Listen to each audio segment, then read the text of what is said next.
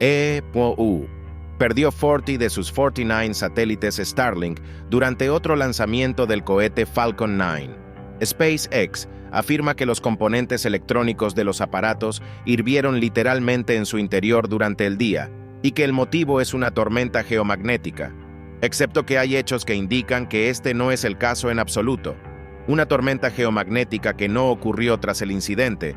SpaceX realizó un estudio y concluyó que los satélites sufrieron los efectos de la tormenta geomagnética. Los análisis preliminares mostraron que el aumento de la resistencia a bajas altitudes impidió que los satélites salieran del modo seguro e iniciaran la corrección de la órbita. Unos 40 satélites volverán o ya han vuelto a la atmósfera terrestre, cita Interfax a la compañía. El aumento de la resistencia fue el resultado de una tormenta geomagnética. La presión atmosférica aumentó un 50% en comparación con lanzamientos anteriores, lo que provocó la destrucción de los aparatos. También se señaló que SpaceX puso deliberadamente los satélites en órbita baja para poder deshacerse de ellos rápidamente en caso de problemas, y esto fue lo que los hizo vulnerables a los efectos negativos. En teoría, todo esto suena lógico, por supuesto. Además, en uno de los materiales del canal Procosmos, revelamos este punto en detalle. La cuestión es que bajo la influencia de la eyección solar, las capas superiores de la atmósfera terrestre se compactan y permanecen así durante algún tiempo. Sin embargo, directamente en el momento de la retirada de ese lote de satélites, no había tormenta, y unos días antes, solo se observaron débiles excitaciones magnéticas, a las que es difícil llamar tormenta, según la escala de tormentas de la Administración Nacional Oceánica y Atmosférica de Estados Unidos, NOAA.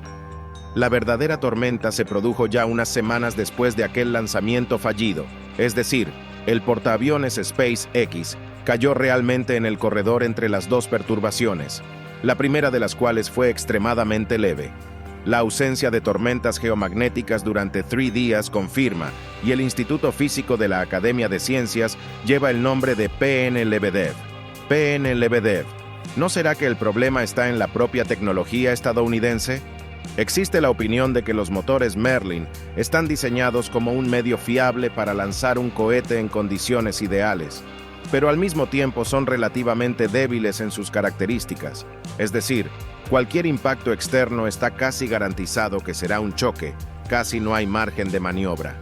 And LT and JIT, probablemente bajo la tormenta geomagnética enmascaran problemas con la segunda etapa, explicó un estudiante graduado en el Departamento de Ingeniería Aeroespacial de la Universidad de Rice Boris Weber, Live.ru. Dado que una tormenta magnética única y muy débil se produjo mucho antes del lanzamiento, esta opción parece mucho más realista. Y si la atmósfera es capaz de mantener la densidad durante tanto tiempo, y en principio puede afectar a los vehículos de lanzamiento, sobre todo teniendo en cuenta que fueron lanzados en ese momento, no solo por la empresa estadounidense, es un tema de debate. La segunda explicación, por un lado, parece bastante plausible. Pero, ¿y si no lo es? El incidente causó una reacción muy fuerte, y el público no dejó de ironizar, digamos, la culpa de todo. La luz del Venus naciente se reflejó en la meteosonda y provocó una ignición espontánea del gas de los pantanos. Por supuesto, no echaríamos la culpa de todo a esto, sobre todo cuando inmediatamente se difundió un rumor mucho más curioso. Una olla hirviente rusa estaba implicada en todo el asunto, y Rusia, en efecto, tiene una y varias complejos para freír satélites.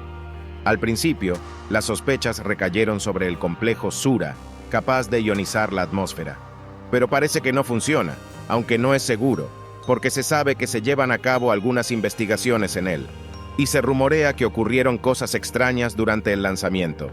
Y además de Sura, también hay misiles Contact y los últimos sistemas láser Peresvet y A-60 Sokol Echelon, sobre los que no hay mucha información abierta.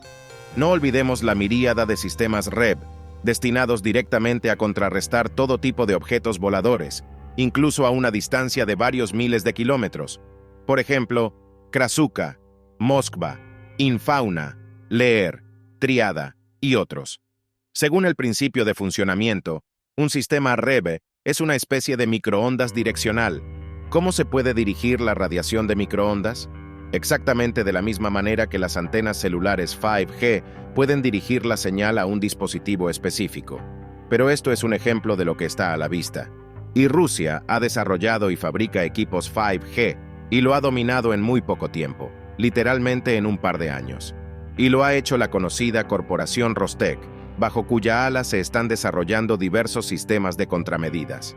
Esto significa que los ingenieros rusos están bastante familiarizados con los principios y saben cómo aplicarlos. Y si tenemos en cuenta que este lote de satélites debía cubrir el territorio de Europa, entonces, como si la llamada tormenta se puede adjuntar oficialmente a la adjudicación. Satélite. Estadounidenses. Hervidos. En órbita. La tormenta magnética podría haber sido causada por una superarma rusa. Los expertos proponen una versión rusa de la muerte de 40 satélites estadounidenses. El otro día, 40 de los 49 satélites de la corporación estadounidense Starlink fallaron tras su retirada a la órbita baja terrestre. En la corporación SpaceX explicaron este fallo de una poderosa tormenta geomagnética e informaron de que el relleno electrónico de los satélites literalmente hirvió. Sin embargo, pocas personas creyeron en esta versión. Los autores del canal CEN llaman la atención sobre el hecho de que los satélites Starlink, que tienen una órbita cercana a la Tierra, sí se ven afectados por tormentas magnéticas, incluso debido a la compactación de la atmósfera superior durante las erupciones solares. Salvo que no hubo tormentas magnéticas el día del lanzamiento de los satélites ni unos días después. Los científicos estadounidenses proponen dos versiones más realistas: un error de los ingenieros del cohete Falcon 9, que puso los satélites en órbita, y los rusos. Es posible que el cohete no funcionara como debía, por lo que los satélites no alcanzaron la órbita requerida, fallaron y se quemaron en la atmósfera. La segunda versión, rusa, está relacionada con la reserva de los representantes de SpaceX sobre la electrónica hervida. Es bien sabido que esta constelación de satélites Starlink se desplegará sobre Europa, al parecer, también sobre Ucrania. Estos satélites son utilizados por los militantes ucranianos para sus fines militares.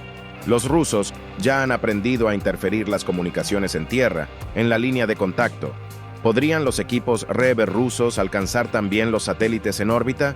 Los expertos están seguros. Podrían. Rusia posee una amplia gama de medios para combatir las naves espaciales cercanas a la Tierra. Por supuesto, todas estas superarmas y su uso no se anuncian. Hay rumores de satélites con instalaciones láser y bombeo nuclear, satélites REB y las instalaciones terrestres más potentes que funcionan como enormes hornos microondas de radiación dirigida.